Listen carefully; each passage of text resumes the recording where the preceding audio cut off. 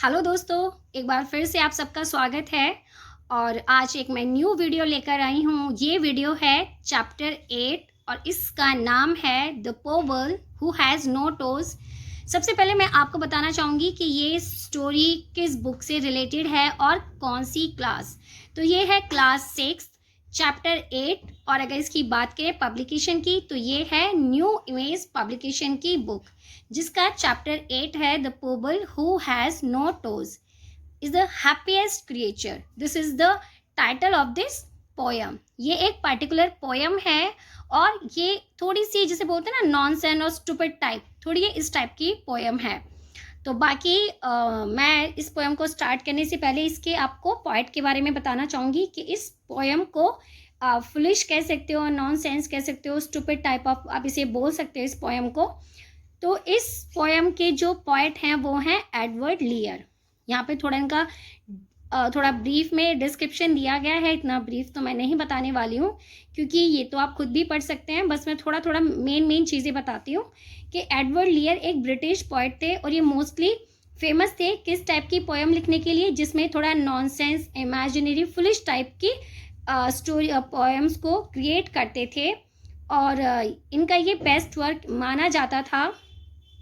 And इन्होंने जो ये बुक्स लिखी थी, बुक ऑफ नॉनसेंस एक बुक लिखी थी इन्होंने। ये अपने किसके साथ, अपने फ्रेंड्स को अम्यूज़ किया था। बाकी इसमें थोड़ा डिटेलिंग है क्या क्या उन्होंने किया, बट मैं आपको बेसिकली सिर्फ इतना ही बता रही हूँ। एडवर्ड लीयर इस पोएम के पोएट हैं जिन्होंने इस पोएम को लिखा है। और ये कोई इमेजिनरी टाइप नहीं है, थोड़ी फुलिश और नॉनसेंस टाइप स्टोरी है। जब आप इस स्टोरी को पढ़ोगे तो आप भी सोचोगे ऐसा थोड़ी ना होता है, ये तो बेवकूफ़ी है। तो थोड़ी बेवकूफ़ी वाली चीज़ें आपको इस पोयम में सुनने के लिए मिलेंगी। तो ये आता है पोएट के बारे में। थोड़ा सा है इस पोयम के बारे में क्या है। The pobble who has no toes was published in 1978। ये पोयम पब्लिश हुई थी 1978 में।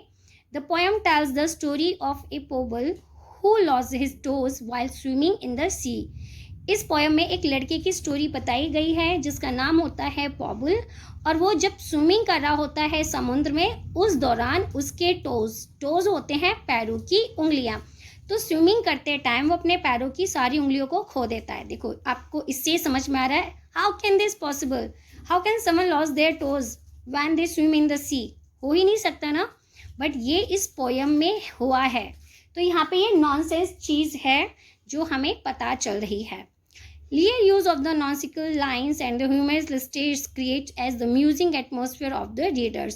तो लियर मोस्टली ऐसी नॉनसेंस और ह्यूमरस चीज़ों को यूज़ करते थे जिससे वो रीडर के माइंड्स को अट्रैक्ट कर सके।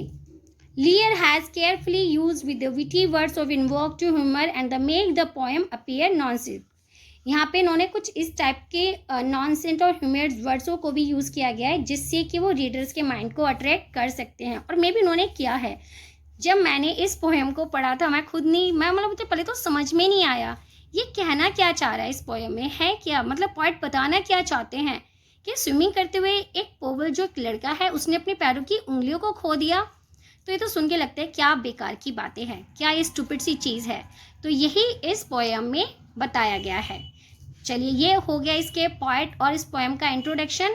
अब हम इस पोएम को रीड करना स्टार्ट करते हैं। Pobble who has no toes had once as many as we. Pobble जिसके पहले हम सबकी तरह उंगलियां थीं, टोज थे, आज नहीं हैं। When they said someday you may lose them all। और एक दिन उन्होंने बोला था कि एक दिन ऐसा आएगा कि तुम उन सबको खो दोगे। He replied, he यहाँ पे पोबल है वो बोलता है फिश फिडल डी डी। तो वो बोलता है क्या बकवास की बातें कर रहे हो, ऐसा कैसे हो सकता है। And his aunt Jobiska made him drink lavender water tinged with pink. और जो पोबल की आंटी हैं जिसका नाम है जोबिस्का, वो उसके लिए एक लेवेंडर वाटर बनाती हैं जिसका क्या कलर है, जो पिंक कलर का है। उसके लिए एक जूस रेडी करती हैं जो पिंक कलर का होता है। फॉर शी सेड, और वो कहती हैं किससे, पोबल से, the world is general know there is nothing so good for a pobble toes. और उसकी आंटी उसके लिए एक लेवेंडर जूस बनाती हैं और पोबल से बोलती हैं कि इस संसार में कोई भी इतने अच्छे से नहीं मतलब कोई भी उसको इतने अच्छे परफेक्ट नहीं है, इतनी अच्छी कोई भी चीज़ नहीं है जितनी कि पोबल्स के टोज हैं, पोबल्स की उंगलियां हैं। The pobble who has no toes swam across the Bristol Channel. और जो पोबल है जिसकी टोज नहीं है, जिसके पैरों की उंगलियां नहीं है, वो पोबल स्विमिंग करने जा रहा है कहाँ पर? Bristol channel. ब्रिस्टल चैनल एक समुद्र है, वो ब्रिस्टल चैनल में स्विमिंग करने जा रहा है। But before he set out, लेकिन स्विमिंग करने जाने से पहले ही wrapped his nose in a piece of the scarlet flannel. Swimming करने जाने से पहले वो अपनी नोज को एक ऊनी फ्लैनल, फ्लैनल के यहाँ पे मीनिंग दिया गया है a woven fabric made of the either wool और कॉटन। तो स्विमिंग करने से पहले वो अपनी नोज को कवर करता है ऊन के कपड़े से, ऊनी टाइप का, जो ऊनी और कॉटन का कपड़ा होता है, कुछ इस टाइप के कपड़े से अपनी नोज को कवर करता है। उसकी आंटी बोलती हैं कि स्विमिंग करने से पहले अपनी नोज को कवर करो। For his aunt Jobiska said, उसकी आंटी बोलती हैं, पोबल की आंटी बोलती हैं पोबल से, no harm can come to his toes if his nose is warm. उसकी आंटी कहती हैं, भाई देखो ये भी एक फुलिश सी बात है, मतलब नोज कवर करने से आप अपने टोज को कैसे प्रोटेक्ट कर सकते हो? तो है ना थोड़ी सी फुलिश और नॉनसेंस टाइप। तो यही चीज़ इसमें आपको देखने के लिए मिलेंगी। अब उसकी आंटी कहती हैं कि जब तक तुम अपनी नाक को गर्म रखोगे, वार्म मतलब गर्म रखना, जब तक तुम अपनी नोज को गर्म रखोगे तब तक कोई भी तुम्हारे टोज को नहीं ले सकता, कोई टोज के पास नहीं आ सकता, कोई नुकसान नहीं पहुंचा सकता। ये पोबल की आंटी कहती हैं। And it is a perfectly know that the pobble toes are safe. और हर कोई बहुत अच्छे से जानता है, जितने भी संसार में लोग हैं सब अच्छे से जानते हैं कि जो पोबल के टोज हैं वो सेफ हैं, प्रोवाइडेड ही माइंड्स हिज नोज। अगर वो अपनी नोज को क्या रखेगा? प्रोवाइड रखेगा, मतलब गर्म रखेगा। अब बताइए ये कोई सेंस बन रहा है कि आप अपनी नोज को कवर करके रखोगे, प्रोटेक्ट करके रखोगे, तो आपके टोज को कोई हार्म नहीं होगा, आपके टोज को कोई चुरा नहीं सकता। फर्स्ट थिंग इज दैट कि कोई पैरों की उंगली को कैसे चुरा सकता है। और सेकंड ये है, अगर कोई चुराएगा तो उसके लिए नोज कवर करने की क्या ज़रूरत है? और कैसे पूरा संसार ये जानेगा कि पोबल ने अपनी नोज को कवर करके रखा है, तो उसकी फिंगर, उसके टोज को कोई चुरा नहीं सकता। तो एक नॉनसेंस वाली बात हमें यहाँ देखने के लिए मिलती है। The pobble swam fast and well and when he boats और शिप केम नियर हिम। जो पोबल है वो बहुत तेज और बहुत अच्छी स्विमिंग करता है। एंड व्हेन बोट्स और शिप केम नियर हिम, और जैसे ही पोबल स्विमिंग करते हुए बोट्स और शिप के पास आता है, ही ट्विंकल्ड ब्लिंकल्ड विंकल्ड एट बेल। तो वो ट्विंकल ब्लिंकल विंकल का साउंड करते हुए एक आवाज़ सी निकालता है, so that all the world could hair him. और वो ऐसा इसलिए करता है जिससे कि ये सारा संसार, ये जो जितना भी संसार है और इस संसार के लोग हैं, सब उसे सुन सकें और देख सकें कि पोबल कितनी अच्छी स्विमिंग कर रहा है। And all the seller and admirers cried. और जितने भी समुद्र में सेलर होते हैं, और एडमायरर्स मतलब जितने भी कैप्टन होते हैं, वो चिल्लाते हैं। व्हेन दे सा him nearing the further side. वो सब सेलर और जितने भी कैप्टन्स होते हैं वो सब पोबल को देख के चिल्लाने लगते हैं जब वो उनके शिप के और बोट के पास आने लगता है। He has gone to fish for his Aunt Jobiska principal cat with the crimson whiskers. और वो स्विमिंग करने क्यों गया है? वो स्विमिंग इसलिए करने गया है क्योंकि वो अपनी आंटी की जो आंटी जोबिस्का है, उनकी एक पेट कैट होती है जिसका नाम होता है रंसिबल। ठीक है, उस कैट के लिए वो फिश लेने गया है जिसकी बहुत ही बड़ी बड़ी मूछें हैं। But before he touch the shore, लेकिन जैसे ही वो किनारे पे, शोर का मतलब होता है किनारा, शोर ऑफ द सी समुद्र का किनारा, जैसे ही वो स्विमिंग करते हुए किनारे पे आने की कोशिश करता है, the shore of the Bristol channel, तो जो उस समुद्र के जो किनारा है, as a sea green porpoise carried away. तो जैसे उस समुद्र के अंदर, पोरपॉइज का मतलब होता है sea animal related to the dolphin family, एक ऐसा सी क्रिएचर, एक ऐसा सी एनिमल जो कि डॉल्फिन फैमिली का से रिलेटेड होता है, वो उसको कहाँ क्या करता है? कैरिड अवे, वापस ले जाता है। His wrapper of the scarlet flannel, उसकी जो उस कपड़े को ले जाता है जिससे उसने अपनी नोज को कवर करके रखा था, क्योंकि उसकी आंट ने बोला था कि जब तक तुम्हारी नोज़ कवर रहेगी इस वुलन क्लॉथ से, तब तक तुम्हारे टोज़ को कोई हार्म नहीं पहुंचा सकता। और जैसे वो स्विमिंग करते हुए किनारे आने की कोशिश करता है, तभी एक सी क्रिएचर आता है और आके उसका उस कपड़े को ले जाता है। And when he came to observe his feet, और जब कौन, पोबल अपने पैरों पर को ऑब्जर्व करता है, जब उसका अपना ध्यान अपने पैरों पर जाता है, फॉर्मली अचानक से garnished with toes so neat, तो जैसे उसका पैर उसके पैरों पर जाता है, ध्यान उसके पैरों पर जाता है और वो देखता है कि उसके जो टोज थे जो बहुत ही साफ थे, सुंदर थे, his face at once became forlorn, तो अब उसका जो चेहरा है क्या हो गया है, अब उसका चेहरा उदास हो गया है, परेशान हो गया है। क्यों हो गया है? On perceiving that all his toes were gone, क्यों परेशान हो गया उसका चेहरा, क्यों उतर गया है? क्योंकि अब उसके सारे टोज कोई ले गया, कोई चुरा के ले गया, यानी कि कोई सी क्रिएचर आया, उस कपड़े को लेके चला गया और उसके कपड़े क्या गए, यानी कि उसकी पैरों की उंगलियां भी चली गई। तो जब पोवल ये देखता है कि मेरे पैरों की उंगलियां गायब हो गई हैं, तो ये देखकर उसका चेहरा उदास हो जाता है।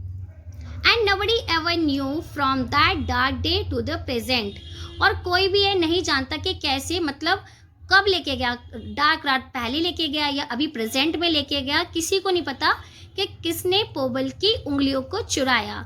Whose is had taken the पोबल toes, किसने पोबल्स के टोज को चुराया है, in a manner so far from the pleasant, और अब तक जो खुश था, चेयरअप था, अब वो सब उससे दूर चला गया है, मतलब अब वो परेशान हो गया है। अब पोवल ये सोच के परेशान हो गया है कि मैं तो स्विमिंग कर रहा था, मैंने फ़िश ली थी अपनी आंट की कैट के लिए और मेरी नोज़ कवर्ड थी, अचानक से कोई सी क्रिएचर आती है, मेरे उस कपड़े को ले जाती है, और तभी मैं जब अपने पैरों की तरफ देखता हूँ तो मुझे रियलाइज़ होता है कि किसी ने मेरे पैरों की टोज़ को चुरा लिया। किसने चुराया, कब चुराया, कैसे चुराया, मुझे नहीं पता चला, और कब चुराया मुझे वो भी नहीं पता। तो ये सब चीज़ें उसे अब परेशान कर रही हैं, वो बॉदर हो रहा है और वो परेशान है। Whether the shrimps of the crawfish gray or the crafty mermaids stole them away, उसे नहीं पता किसने चुराई है, मतलब फिश ने चुराई है या फिर जो डॉल्फिन की फैमिली से होती हैं उन्होंने चुराई है, या सी एनिमल्स ने चुराई है, सी क्रिएचर ने चुराई है। अरे किसने पोवल की को टोज चुराए हैं उसे नहीं पता। Nobody knew, कोई नहीं जानता, एंड nobody knows, और कोई ना कोई जानता था और ना कोई जानता है कि how the pebble was robbed of his twice 5 toes, ना किसी को पहले पता था, ना अभी किसी को पता है कि पोबल के दोनों पैरों की जो 5 टोज थे, जो टोटल हो गए 10 टोज, किसने चुराए, कौन चुरा कर ले गए अपने साथ, नहीं पता। The pebble who has no toes, पोबल जिसके टोज नहीं हैं, was placed in a friendly bark, उसको कहाँ पे लिटाया जाता है, एक फ्रेंडली बार्क। फ्रेंडली बार्क यहाँ पे यूज़ किया गया छाल टाइप से, कि उसको एक छाल टाइप की एक शीट होती है, उस पर उसे लिटाया जाता है। And they rode him back and carried him up his to his aunt Jobiska park, और उसे उस बार्क पे लिटा के उसे उसकी आंटी जोबिस्का आंटी का जो पार्क है वहाँ पे लेकर जाते हैं। And she made him a feast at his earnest wish, और जो उसकी आंटी होती है, जोबिस्का आंटी होती है, वो पोबल के लिए उसका फेवरेट खाना बनाती है जो उसको पसंद होता है, of eggs and the butter cups fried with the fish. उसके लिए क्या क्या बनाती है, एग्स बनाती है, बटर कप्स फ्राइड्स बनाती है फिश के साथ। एंड शी सेड, और वो बोलती है किससे, to pobble, it is the fact the whole world knows, ये सच है, ये हकीकत है कि पूरा संसार जानता है, that pobble are the happier without their toes, कि जो पोबल है वो अपनी बिना टोज के भी, टोज मीन्स अपने बिना पैरों की उंगलियों के बिना भी बहुत खुश है, कि पूरा संसार जानता है कि अगर पोबल के किसी ने टोज चुरा लिए हैं उसके बाद भी पोबल खुश है, जैसे कि वो अपने टोज के साथ खुश था। तो देखिए अब ये पूरी पोएम तो यहाँ पे होती है कंप्लीट। आपने इस पूरी पोएम को सुना है, इस पोएम को सुनने के बाद आपको रियलाइज़ हुआ कि ये सारी तो फुलिश चीज़ है, नॉनसेंस है। पहली बात तो कोई टोज नहीं चुरा सकता, कोई कैसे चुराएगा भाई, दोनों पैरों की सारी टोज को चुरा के ले गया, जब कोई स्विमिंग कर रहा है, और जब तक आप अपनी नोज़ को कवर रखोगे तो आपकी जो टोज़ हैं वो भी सेफ रहेंगी, और वो आप अगर आपकी नोज़ अनकवर हो जाएगी तो आपके सारे टोज़ चले जाएंगे और आपको ये पता ही नहीं चलेगा कौन चुरा के ले गया। मतलब सारी चीज़ यहाँ पे ऐसी हैं जो कॉमन सी नहीं है, कॉमन ही है, बिलीव नहीं कर सकते हो, रियलिस्टिक नहीं लगती हैं। सिर्फ इस पोएम को सुनने के बाद आप यही रियलाइज कर पाएंगे this is completely a nonsense poem. तो yes, this is absolutely is a nonsense mode, nonsense manner. ये थोड़ा एक नॉनसेंस टाइप ही पोएम है, वो मैंने आपको इसके स्टार्टिंग में बताया था। और ये सिर्फ इतनी ही पोएम है जो मैंने कंप्लीट की है। प्लीज़ कमेंट्स करके ज़रूर बताइएगा कि आपको ये पोएम कैसी लगी। और thank you so much for watching this video and have a good day.